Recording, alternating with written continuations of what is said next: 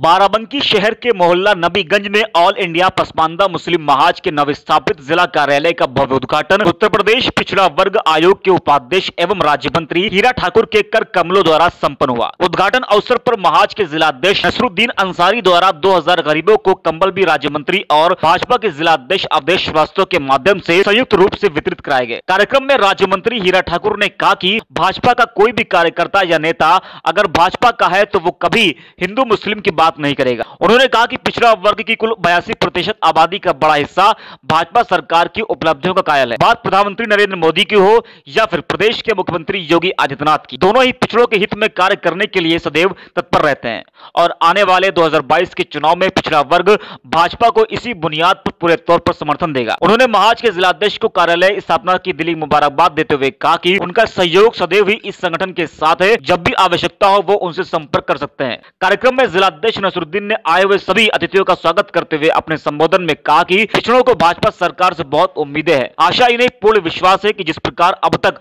पसमानदा समाज की सुनवाई भाजपा सरकार में हुई है, इसी प्रकार आगे भी जारी रहे। यहाँ उपस्थित भारतीय जनता पार्टी के जिलाध्यक्ष अवधेश श्रीवास्तव ने भी कार्यालय स्थापना को लेकर जिलाध्यक्ष नसरुद्दीन को शुभकामनाएं दी। संचालन कर रहे शशि गुप्ता ने मुस्लिमों के हित में उत्कृष्ट कार्य करने को लेकर जिला संगठन के पदाधिकारियों की अपने संबोधन में हौसला अफजाई की।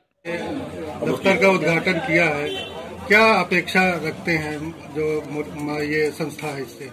देखिए, पसमानदा समाज पूरे प्रदेश में नहीं बल्कि पूरे देश में अल्पसंख्यक समाज का 82% है, 82% इनकी आबादी है। जैसे पिछड़ा वर्ग हमारा है, वो हम भी पसमानदा समाज के हैं और पसमानदा समाज के हम चेयरमैन वाइस चेयरमैन भी हैं।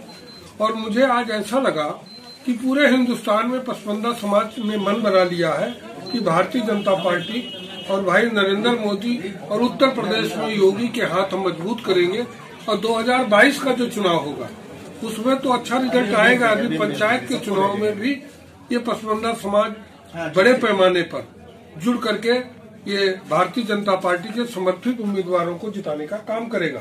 जैसा कि जिलाध्यक्ष जी हमारे बैठे हैं, श्रीवास्तव जी, इनका एक बड़ा योगदान है और मुझे ऐसा लगा कि मैंने थोड़ी देर की, मुझे बहुत पहले पसमानदा समाज के अंदर जाना चाहिए था ताकि इनका हौसला और बढ़ता। और आज ये खुल करके जिस आपने बताया कि कम से कम 2000 लोग समाज के लोग बैठे थे पसमानदा समाज के और इन्होंने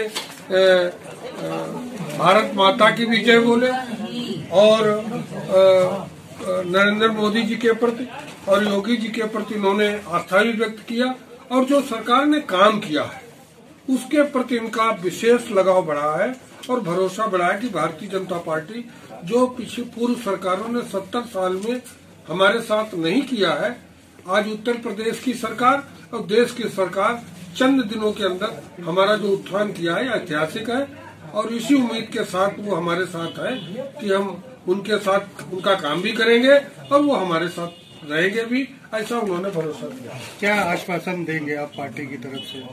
मैं पार्टी की तरफ से मैंने मंच पर भी कहा और यहाँ भी मैं कह रहा हूँ, पसमानदा समाज का कहीं भी अगर उसका एक भी पसीना गिरेगा तो भारतीय जनता पार्टी के कार्यकर्ता होने के नाते और अल्पसंख्यक पिछड़ा वर्ग आयोग के उपाध्यक्ष होने के नाते मैं उनका अपना खून दे करके भी उनकी रक्षा करने का काम करूंगा।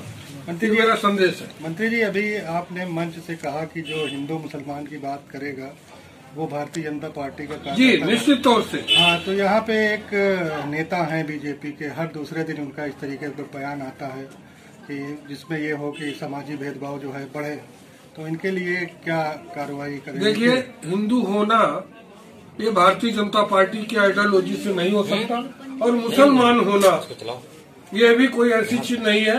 ये इसमें हर समाज में कुछ न कुछ ऐसे लोग होते हैं जो गलत तरीके के बयानबाजी करते हैं और एक अच्छे नेता और अच्छी पार्टी की छवि खराब करते हैं। जैसे मैं आपको एक उदाहरण तौर बताऊं, अभी ये वैक्सीन आई है कोरोना की, पूरे देश के स्वागत किया, पूरी दुनिया के लोगों ने भारत का सम्मान वैज्ञानिकों का और डॉक्टरों का किया, लेकिन हमारे उत्तर प्रदेश के जो पूर्व मुख्यमंत्री हैं उन्होंने कहा ये भारतीय जनता पार्टी की, इसको हम नहीं वैक्सीन को लगवाएंगे। उनके एक विधायक ने कहा कि जो वैक्सीन को लगवाएगा वो अब वो शब्द मैं नहीं कहना चाहता हूँ कि उसके बच्चे नहीं पैदा होंगे, वो नपुंसक हो जाएगा। मैं तो चाहता हूँ कि ऐसे मुख्यमंत्री जी पूर्व हैं, इनको खुद माफी मांगना चाहिए और उनके विधायकों को दल से निकालना चाहिए। ये जनता के अंदर भ्रम पैदा करते हैं, और अगर वो ऐसा नहीं कहेंगे और माफी नहीं मांगेंगे तो 22 के चुनाव में उनकी वास्तविक समाजवादी पार्टी की नसबंदी ही हो जाएगी, क्योंकि जनता ऐसे भ्रम को पालना नहीं चाहती है। और पूरे देश में स्वागत हो रहा है और सभी वर्ग के लोग अब अपना जिसका नंबर आ रहा है वो शौक से जा रहा है। हम तो चाहते जितना जल्दी हो हमको वैक्सीन लग जाए और इस कोरोना से मुक्ति मिले। नहीं, जो अपनी पार्टी के लोग हैं, आपने कहा वो तो चलिए उनकी पार्टी काम है वो करेंगे ही, आपकी पार्टी के लोग जो ये कर रहे हैं उनके ऊपर क्या? देखिए, भारतीय जनता पार्टी का कोई भी कार्यकर्ता ऐसी भाषा नहीं बोलता है। हो सकता है कुछ लोग बोलने में वो घुमा करके कुछ और बोलना चाहे, कुछ और भी हो सकता है, मुझे इसकी जानकारी नहीं है। लेकिन भारतीय जनता पार्टी का व्यक्ति कभी हिंदू और मुसलमान की बात नहीं करेगा।